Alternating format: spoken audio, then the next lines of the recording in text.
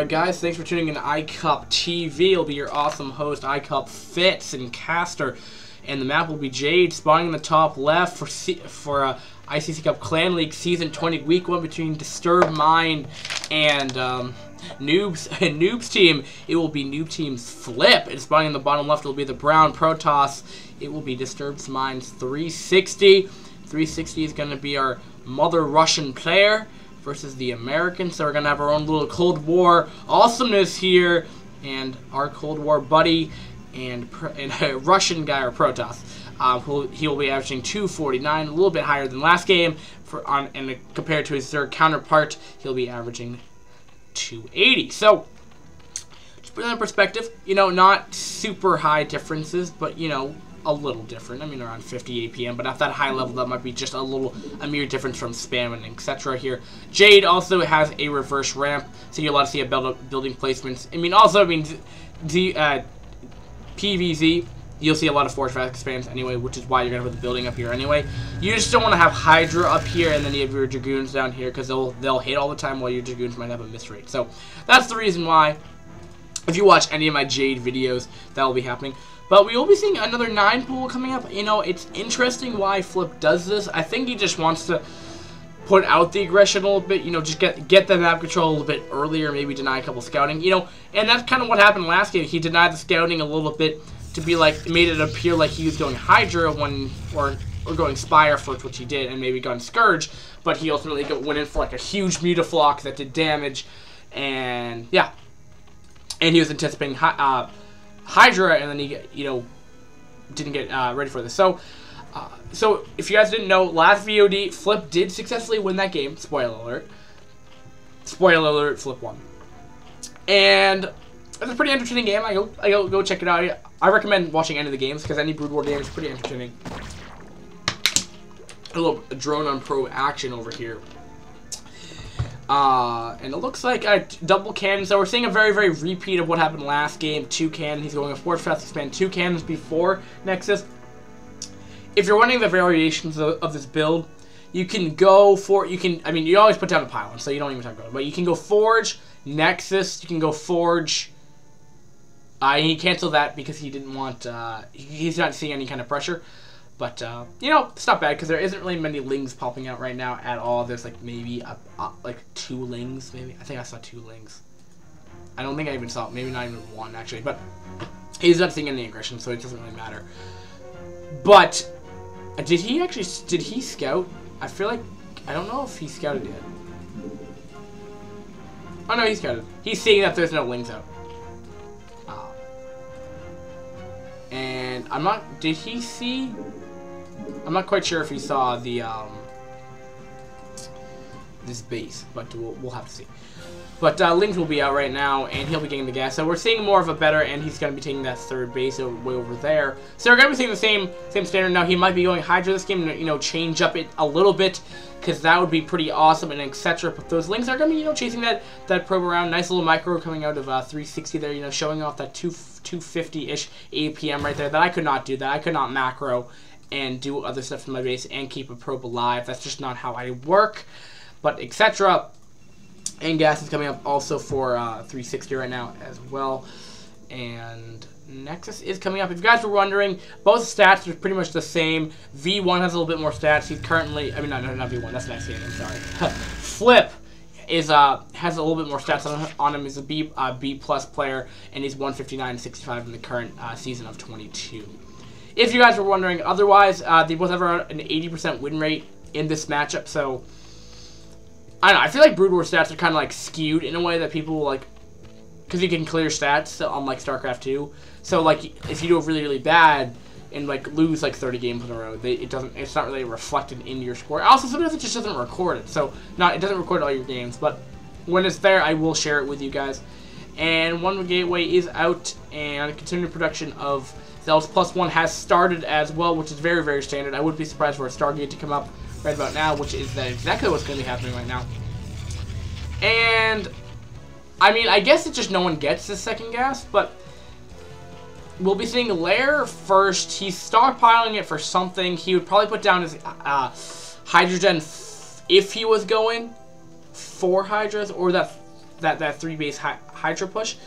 I don't think that's his, and there he goes down the Spire. We'll see if he's going to do the same thing like last game and potentially win this game, or we just have to see what 360 is going to do. I don't think Flip did anything that made him win last game. That was kind of crazy. I think it was just that the Zerg was able to macro, but we're going to be seeing the same thing. Citadel's coming up pretty quickly.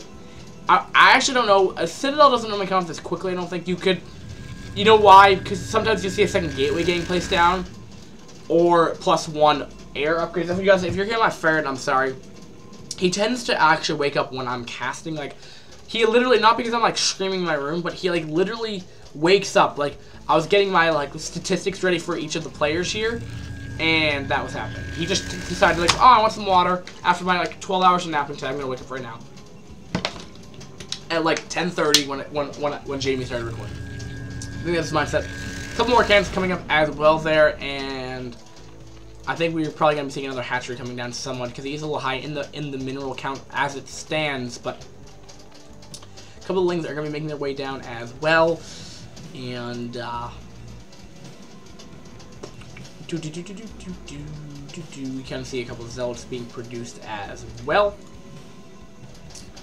And lings are going to be making their way down as well, and just doing that kind of thing right now. More drones are coming up as well. We're seeing 39 supply. Ooh, Corsair somewhere. Corsair somewhere. Corsair, oh no, he killed off scouting. So Corsair are going to be out, continued production, getting Zealot speed as well right here. Templar Archives is coming up fairly quickly. Now, that's going to have to determine if he's going to get Storm right away. Like, what? No, he's going to go right for Quick Storm. I don't agree with that, but that's okay. My standard storming timing is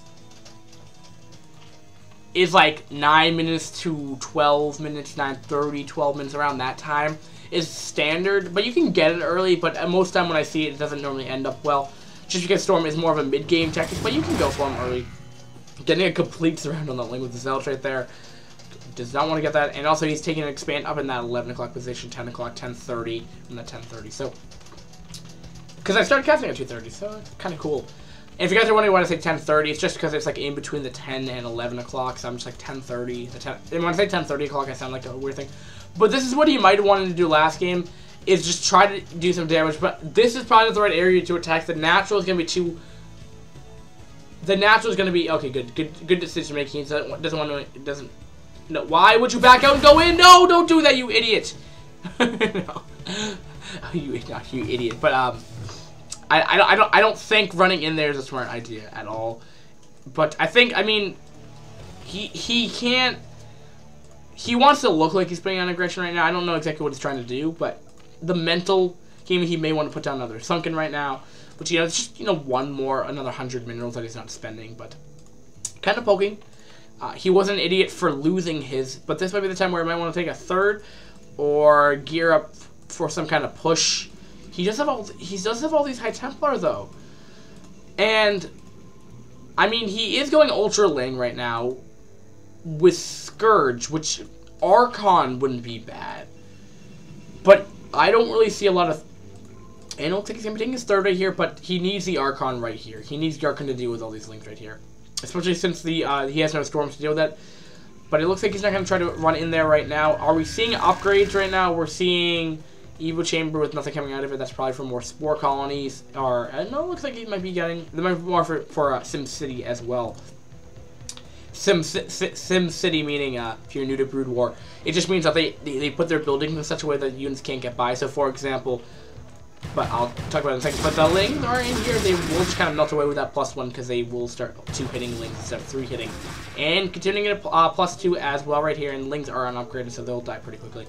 But like I was saying though, for example, Zealots can get around a Sunken and do a lot of damage to them pretty quickly as they're kind of fragile. They only have 300 HP, but they do a lot of damage. So what players will do is if they'll put all their buildings around it to make it as tight as possible, so only like 1 unit can get in at a time. Which doesn't matter for the Zerg player, because a lot of their units are much smaller anyway. But they're not going to get in here, so the Zealots, when they're trying to get around, they can only go one by one at a time, which makes it very, very hard. Which means the Sunkens get more hits off, which makes them better to survive. And also, like, if you're looking at this one over here to the left, that can't get a complete surround. In order to get a surround on that guy, you either have to take out these 2 guys or completely go around here. If you're watching the cursor, now don't mind this other Sunken, and then we'll go around here. or kill off the Evo chamber as well, so it's kind of hard. But Muta are going to be out here. He's doing the exact same thing. Now, will this get away with it? I'm surprised if he's going to get away with this. He's getting away with it exactly again, and losing quite a few probes right there. I think I counted like 6 right there. Corsair are out here at 5, though, and he's going to want to push back out here. He doesn't want to lose all the Muta, but I think he's just trying to go for it. You know, a little nice spread, I guess, but he's going to be running into a cannon right here. He's kind of getting them stacking up again, but he's going to... I think there's just too much Muta right here. I don't think 360 has enough right here. I think that might just be game right there. I don't see how he's going to be able to deal with any of this. I mean, he didn't lose as many probes as I thought he did, but I mean, what do you do with Muta in your base? I mean, Storms connect though, but like I was saying, that he's going to be able to easily maneuver around that unless he gets a lucky Storm off, which would be very nice right there, but he will be softening those up at least a little bit right there. But Archon is out though, so if that does connect though, that should, you know, clear up a lot of those Mutas that they are taking, you know, at least a quarter of that HP at the same time. Zerg is probably going for Hive Tech right now, around the 11-minute mark. And it looks like that Archon will make those guys disappear. But he did do a lot of economic damage there for sure. You know, definitely being very, very annoying here, especially with all these mainly Zealots here. And I'm surprised by that. You know, I'm surprised he's not going for more Archon-heavy build. And the Muta are back here, but will that Archon connect though? Kind of getting stumbled in the AI of the game with the probes right there. And that's one of the bad things about Brood War, is sometimes why you want to get it in there. But at the same time, though, you know, Flip could be probably making more. We're looking at 107 supply to 85. So, I mean, Flip is playing this very, very safe here. He's done a lot of damage, too much damage, because the Protoss is not acting accordingly. He's not getting enough anti-air to deal with that. Cannons is good, but you need to get those Archons there as well. You need to get more Storms, better Storms if you're going to go that route. Or Corsair. He just didn't have enough Corsair. But there's just so much stuff here. What he needed to do is he needed to do some economic damage. And that just didn't happen right here. And I don't see how 360 can come back from this. I mean, he can deal with the ground army for sure. But when you have these Mutas here with +1 Carapace, we're seeing, we could literally copy paste the build order from last game. And that's exactly what we're seeing. But except this game, he's doing a lot more economic damage. He's getting the mineral lines much more effectively here. He needs more Archons. Exactly that's what he's doing. But it's just too little too late. At this point in time, it's game over. I don't see how 360 can come back, but it can happen. I'm putting my judgment out there that this game is far from over. It's very over. Especially since the Muta are getting behind the mineral line here, making it that much more difficult for the but nice storming, cleaning up all those Muta right there. And like I was saying though, the Muta go in and out and they will eventually die. I mean, they're pretty fragile units, 120 HP. Zealots have more HP. And Storm will do like a quick 20, 30, 25 damage around that area. You know, doing a couple Storms here and there. Maybe an Archon hit, maybe here or there. And then once you get an Archon splash damage hit or another Storm off, they will all multiply. Like what we just were seeing right there. Also, Flip has yet to expand once more to that 12 o'clock or 1 o'clock. But it looks like 360 is going to be going for a last resort push here. But will be enough. His Lings are going to be making their way on the behind. But this army's still pretty powerful. I mean, +2. I mean, these guys are doing 36 damage per splash damage. I don't think he has. No, he has 1/1 on his ground army for right now, and he has plus. We're seeing the Reminiscent, and I believe he's getting Overlord speed, which is new. But I believe he's not making any more Corsair. He has stopped Corsair. Third has complete gun decimated right here. He's going to go in the natural here, but look how much Sunkens there are right here. And this is where his army wasn't nearly as big as before, but he has so many Sunkens right here. This is SimCity at the best right here. Both exploding at the same time. That's going to be 5 Sunkens right there. Going to be kind of annoying to deal with, but that is a lot of Sunkens coming in from Flip right here. They will die, but once this army comes in here, it's just stalling. There's going to be a lot of Lings there.